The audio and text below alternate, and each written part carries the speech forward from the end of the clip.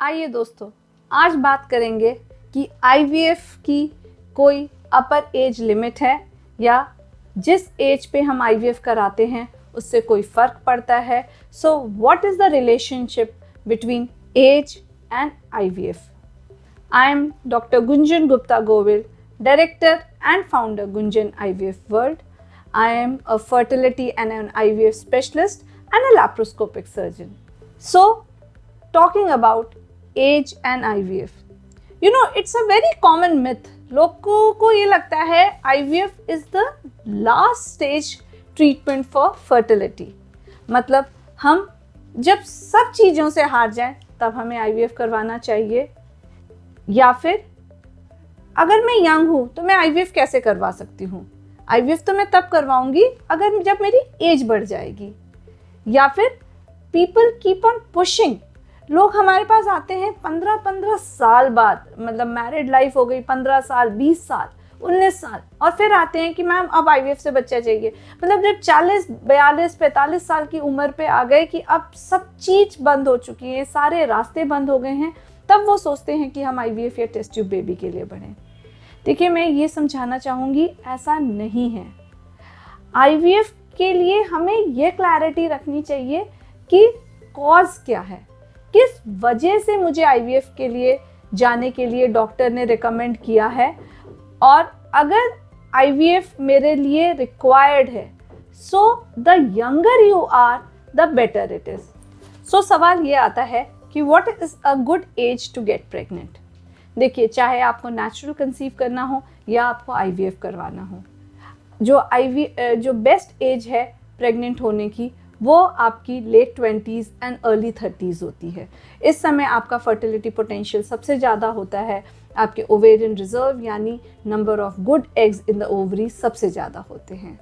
यह एज एक महिला को ज़्यादा इफ़ेक्ट करती है देन द मेल। अगर हम बात करें चांसेस ऑफ प्रेगनेंसी की इन अ सिंगल मेंस्ट्रुअल साइकिल की, तो जब हमारी उम्र जो है करीब 25 to 32 ईयर्स के बीच में होती है, there is a 1 in 4 chance, मतलब 25% चांस होता है कि आप एक मेंस्ट्रुअल साइकिल में प्रेग्नेंट हो सकते हैं। This 25% chance reduces to as low as 5% when you near 40 years of age। तो आप समझे कि हमारा फर्टिलिटी पोटेंशियल कितना ज़्यादा कम होता जाता है जैसे हमारी उम्र बढ़ती जाती है।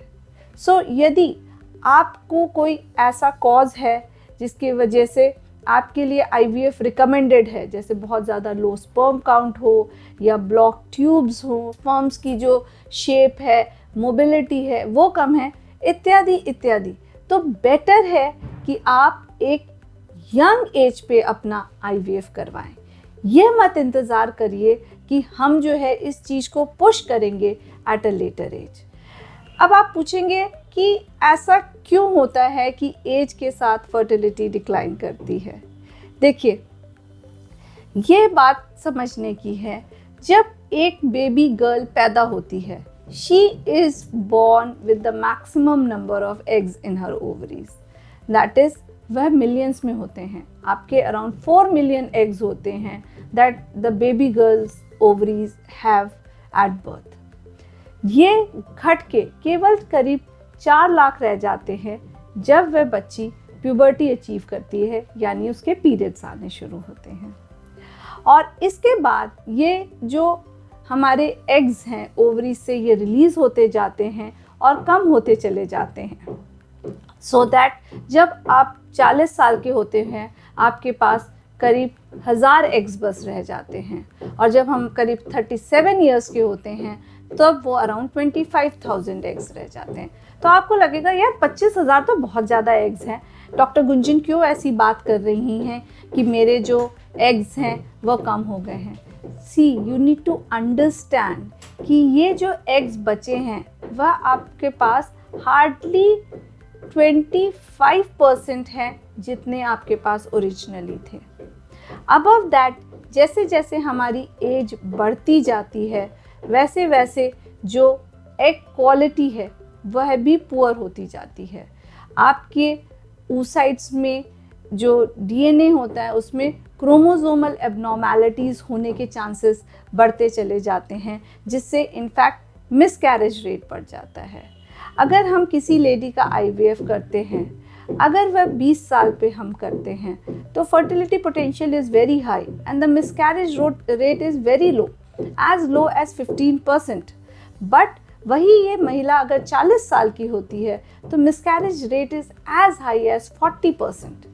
सो हमें ये समझना पड़ेगा इस डेटा के साथ कि the younger you are the better are your chances of success for IVF।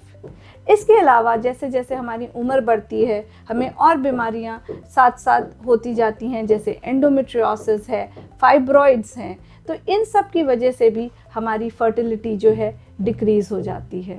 तो बात करते हैं कि हमारे एज का IVF के सक्सेस रेट से क्या संबंध है।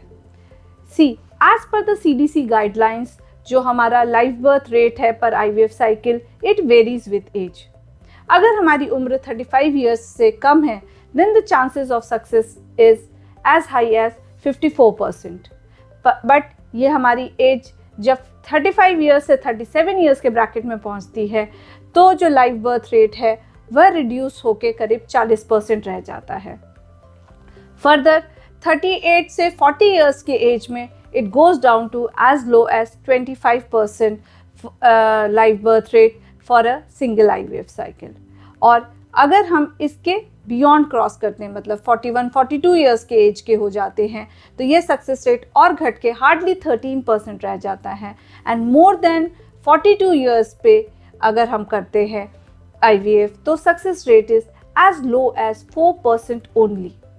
सो हमें ये समझना पड़ेगा कि एज का IVF के साथ भी बहुत गहरा रिश्ता है, and younger you are the higher the success rate.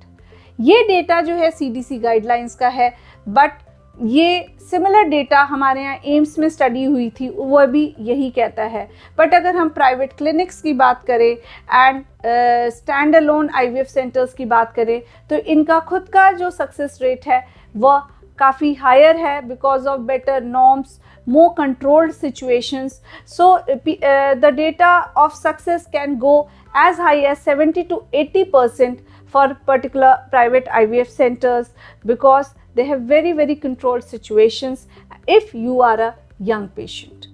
फिर अगली बात ये है कि अगर हमने IVF कराया है तो हमें कुछ बातें, किस चीज़ का ध्यान रखना चाहिए। The simple advice to these patients is be relaxed, try to be stress free. मैं हमेशा बोलती हूँ, हाँ मेरे एंड पे ये कहना बहुत आसान है, आपके लिए ये बहुत डिफ़िकल्ट हो सकता है, फिर भी कोशिश करिए कि आप अपने आप को पैम्पर करिए, न्यूट्रिशन अच्छा रखिए, हेल्दी फूड खाइए, green vegetables, fresh fruits, high fibre, lot of proteins in your diet, keep your self well hydrated, pamper your self, relax your self, try to keep your mood happy, watch comedy shows and do light exercise as well. We ask you to avoid any kind of strenuous activity, but generally light exercise या easy walking, easy yoga is generally good. So अगर आप इन चीज़ों का ध्यान रखेंगे, IVF success rate जो है very करता है इंडिविजुअल टू इंडिविजुअल के साथ, और जितना आप रिलैक्स्ड और खुश रहेंगे उतने आपके रिजल्ट्स अच्छे रहेंगे। अगर आपको ये मेरा वीडियो अच्छा लगा हो तो प्लीज़ मेरे इस चैनल गुंजन IVF वर्ल्ड को ज़रूर लाइक, सब्सक्राइब और शेयर कीजिए। इसके अलावा अगर आपकी IVF रिलेटेड कोई भी क्वेरीज़ हैं तो आप हमारे गुंजन IVF वर्ल्ड के ईमेल gunjanivfworld@gmail.com पे कॉन्टैक्ट कर सकते हैं। Thank you.